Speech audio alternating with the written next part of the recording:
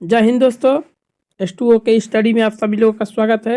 हम UP police के आपको टॉप 15 क्वेश्चन डेली लेके आते हैं। तो आज का हमारा पहला क्वेश्चन है, अकल का दुश्मन मुहावरे का अर्थ है मित्र, महापंडित, महामूर्ख या शत्रु। जल्दी से राइट आंसर देंगे कि अक्ल का दुश्मन मुहावरे का क्या अर्थ है। तो इसका राइट आंसर हो जाएगा आप लोगों का ऑप्शन नंबर सी हो जाएगा, महामूर्ख हो जाएगा। ठीक है, चलिए बढ़ते हैं नेक्स्ट क्वेश्चन की तरफ। आज का दूसरा नंबर क्वेश्चन है, जो देखने में प्रिय लगे।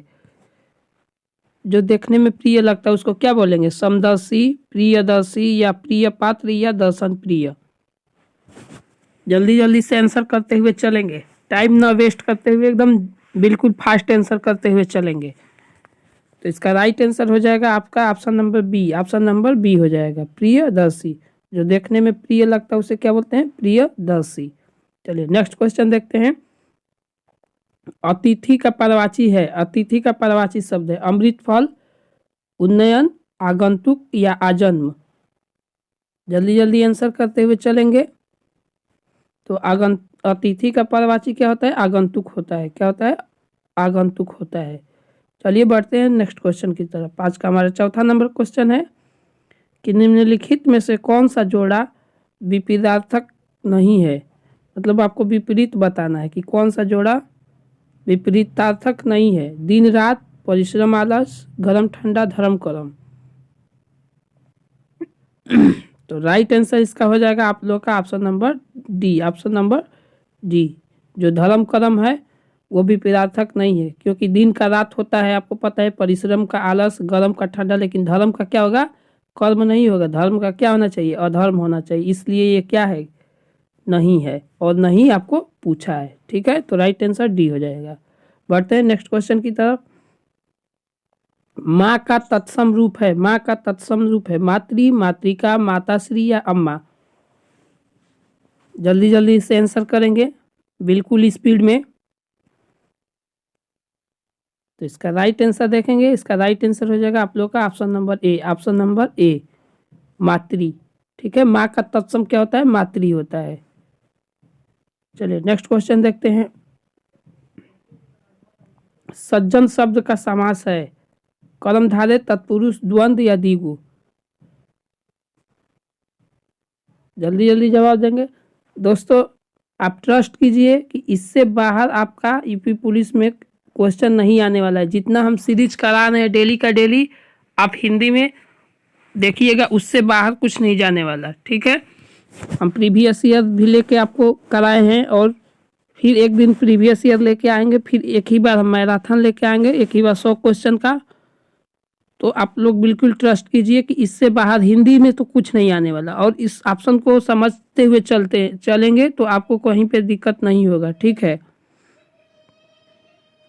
तो आप लोग घबराए नहीं, हिंदी में इससे बाहर कुछ नहीं जाने वाला, आप लोग मेरा ट्रस्ट कर सकते हैं। चलिए इसका राइट आंसर हो जाएगा आप लोगों का ऑप्शन नंबर ए हो जाएगा। आप लोगों का ऑप्शन नंबर ए हो जाएगा, कर्म धारय समास हो जाएगा।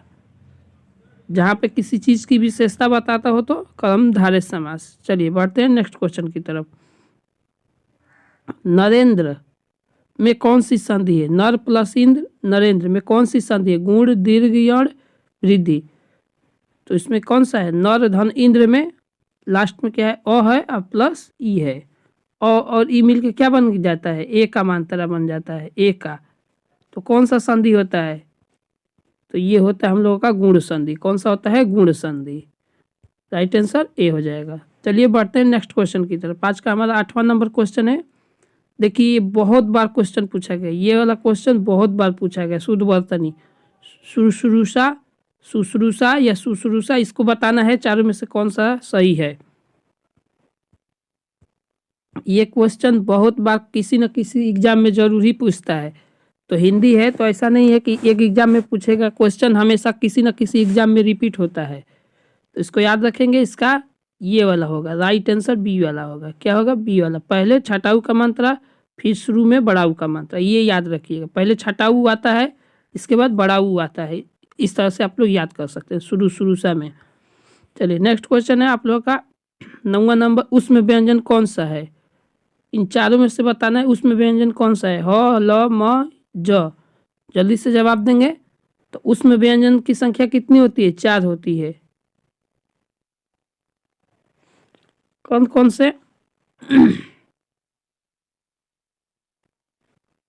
ये बड़ा वाला स, ये शरीफा वाला स, एक छोटा सा, और एक कौन सा होता है? ह होता है। कौन सा होता है? ह। तो यही आंसर हो जाएगा ऑप्शन नंबर ए, ह। ठीक है, ऑप्शन नंबर ए। चलिए बढ़ते हैं नेक्स्ट क्वेश्चन की तरफ।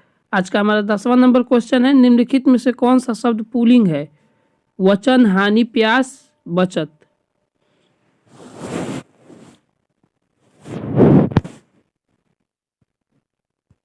तो इसका राइट आंसर हो जाएगा आप लोग का ऑप्शन नंबर ए। वचन क्या किया जाता है? दिया जाता है। वचन दिया जाता है, तो दिया जाता है कैसा है? पुल्लिंग है। देखिए अब वाक्य जब उस पर बनाएंगे तो आप लोग समझ जाएंगे। हानि होती है, हानि क्या होती है? होती है। देखिए होती है का मतलब स्त्रीलिंग हो गया।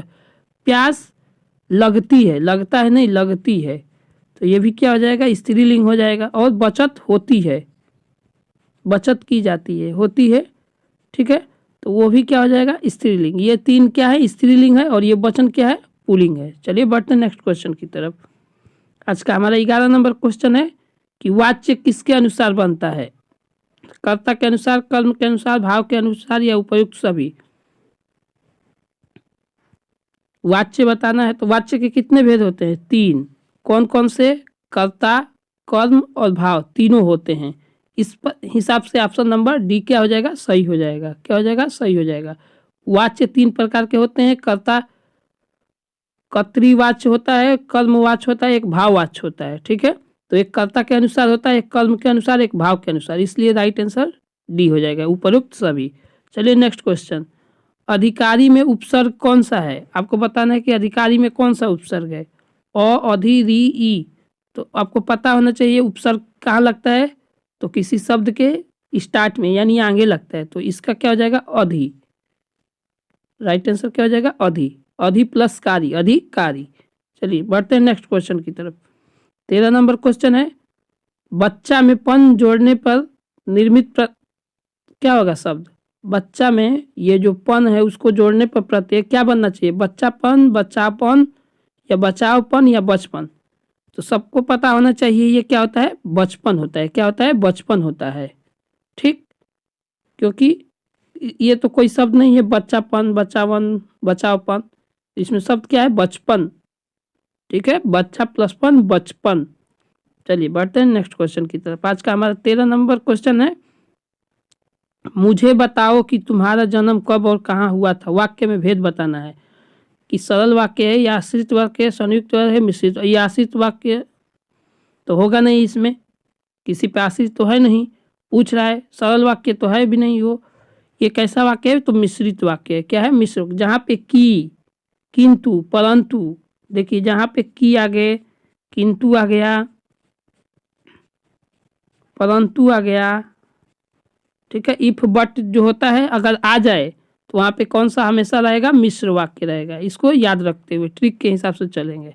और आज का हमारा लास्ट क्वेश्चन है कि निम्नलिखित में से कौन सी बोली पूर्वी हिंदी की बोली नहीं है? पूर्वी हिंदी की बोली नहीं है। अवधी, छत्तीसगढ़ी, भोजपुरी, बघेली, पूर्वी हिंदी की बोली नहीं है, आपको बताना है। और ये हम लोग का लास्ट क्वेश्चन है, तो इसका राइट आंसर हो जाएगा option number C. Option number C, Bhojpuri. Bhojpuri कौन सी बोली में आती है? बिहारी बोली में आती है। ठीक है, बिहारी हिंदी में आती है, बिहारी हिंदी में। भोजपुरी कौन सी हिंदी में आती है? तो बिहारी हिंदी में आती है। और बाकी ये तीनों, सॉरी ये तीनों किसमें आती है? पूर्वी हिंदी में। पूर्वी हिंदी में अवधी भी आती है, छत्तीसगढ़ी भी आती है, और बघेली भी आती है। तो ये रहा आज का हमारा 15 क्वेश्चन। तो आप लोग जरूर कमेंट में बताइए कि आप लोग का 15 में से कितना क्वेश्चन सही हो रहा था। और मिलते हैं अगले वीडियो में, तब तक के लिए जय Hind, bye bye. Like, share and subscribe जरूर कीजिए।